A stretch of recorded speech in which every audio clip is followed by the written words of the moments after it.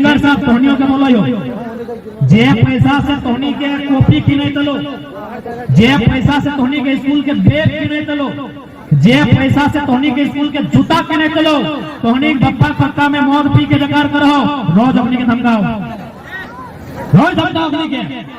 बताओ एक ही लाइन कहिए कि तू हमरा सिर्फ जन्म देना है तो ड्यूटी ना हो कि बच्चा के जन्म देने रोड में छोड़ दे। हमारा परवरिश करना होगा, परवरिश के मतलब हमारा पढ़ाना होगा।